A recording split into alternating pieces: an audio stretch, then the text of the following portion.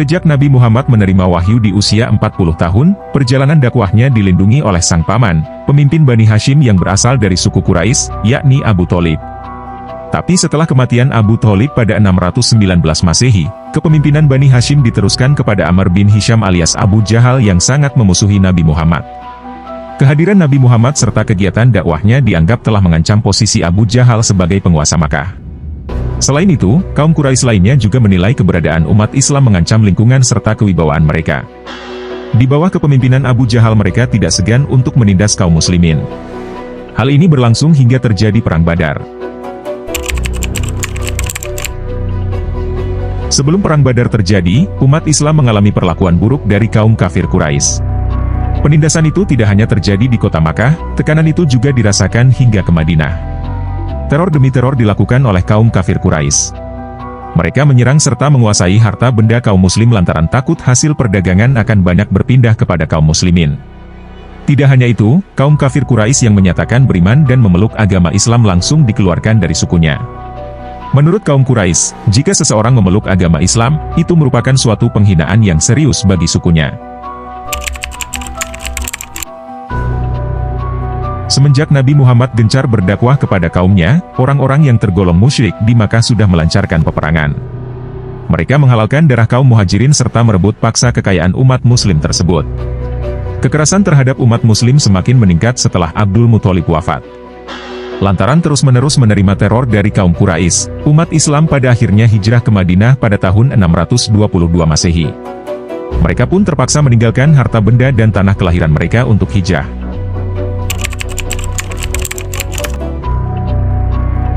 Kebencian Abu Jahal terhadap Nabi Muhammad dan umat Islam telah muncul sejak Nabi menerima dan menyebarkan wahyu pertamanya.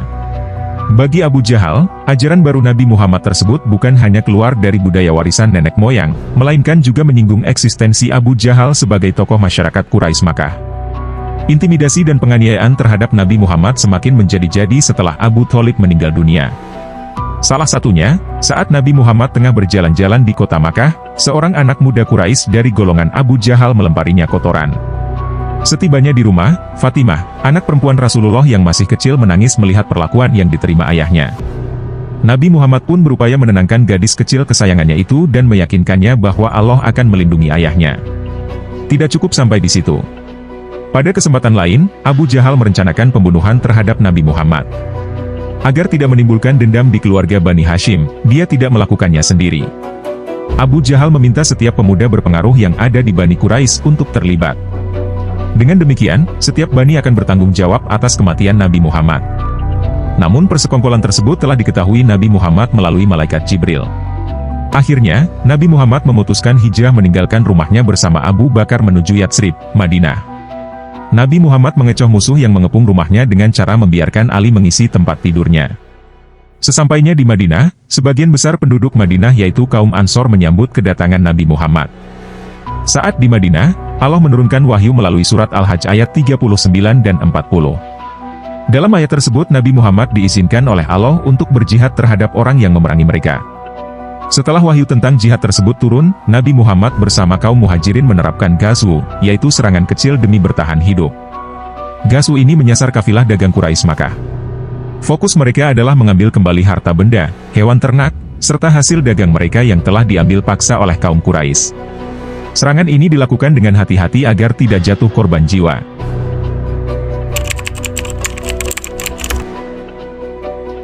Perang Badar merupakan pertempuran besar pertama umat Islam. Perang ini terjadi pada 17 Ramadan tahun kedua Hijriah. Secara historis, kata Badar berasal dari nama sumber mata air yang terletak di antara Makkah dan Madinah. Pada perang ini 313 orang Muslim melawan 1.000 orang Quraisy, 600 diantaranya dengan persenjataan lengkap, 700 unta, serta 300 kuda. Mereka kaum musyrikin dibekali keahlian militer dan pengalaman berperang. Secara kuantitas, kaum muslimin kalah unggul. Akan tetapi, mereka justru memperoleh kemenangan besar berkat pertolongan Allah Subhanahu wa Ta'ala. Sa'id bin Mu'adz, sang pemimpin Ansor, menegaskan komitmen kaumnya kepada Rasulullah menjelang pertempuran itu. Ia bersumpah akan selalu bersama Rasulullah, bahkan jika Nabi Muhammad menyeberangi lautan, ia bersama kaum Ansor akan tetap bersama Rasulullah. Seruan ini disambut dan didukung Al-Miqdad bin Amr, ia merupakan salah satu yang pertama memeluk Islam. Mendengar janji para sahabatnya, Rasulullah berseri sembari menenangkan para sahabat seraya berkata, kehancuran musuh-musuh Allah itu sudah tampak jelas di hadapanku. Hari Jumat 17 Ramadan, kaum muslimin memulai jihad di Lembah Badar. Saat perang akan dimulai, Aswad bin Abdul Asad keluar dari barisan Quraisy. Ia langsung menyerbu ke tengah pasukan muslimin. Belum sempat mencabut pedangnya, sang singa Allah Hamzah bin Abdul Muthalib berhasil melumpuhkannya. Melihat kekalahan itu, pihak Quraisy seketika menyerbu. Dan terjadilah kedua pasukan saling bertempur. Perang mulai berkecamuk sangat dahsyat.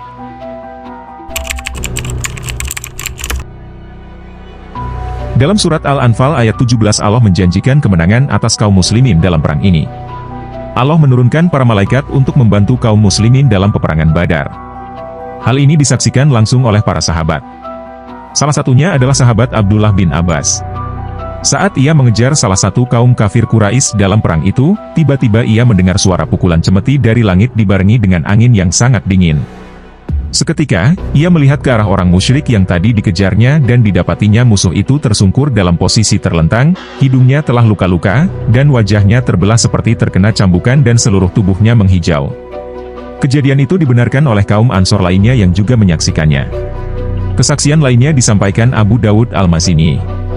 Sungguh saat pertempuran Badar aku mengikuti seorang laki-laki dari kaum musyrikin untuk memenggalnya. Namun, tiba-tiba kepalanya sudah terlebih dahulu jatuh ke tanah sebelum pedangku menebasnya. Di Lembah Badar itu Rasulullah juga menyaksikan Allah telah melaksanakan janjinya. Allah telah memberikan kemenangan kepada pihak muslimin. Di penghujung pertempuran itu, pasukan Quraisy kocar-kacir. Sebagian mereka berusaha kabur ke arah Makkah. Beberapa di antaranya dapat ditangkap sehingga menjadi tawanan muslimin, sisanya tersungkur mati dalam keadaan hina. Dengan kecerdikan Nabi Muhammad dan kedisiplinan pasukannya, dan atas izin Allah umat Islam berhasil membalikkan keadaan yang membuat kehormatan dan kemuliaan Islam makin tegak di Jazirah Arab. Setelah meraih kemenangan, Nabi Muhammad kemudian mengutus Abdullah bin Rawaha dan Zaid bin Haritsah ke Madinah untuk menyampaikan kabar gembira ini kepada penduduk setempat. Bagi umat Islam, Perang Badar adalah peristiwa besar, apalagi terjadinya pada bulan suci Ramadan. Perang Badar menjadi pertempuran besar pertama umat Islam dalam melawan musuh. Melalui pertolongan Allah lah kaum muslimin berhasil menang meskipun kalah jumlah. Bahkan, Allah Subhanahu wa Ta'ala menamai Perang Badar sebagai Yaum Al-Furqan alias Hari Pembeda.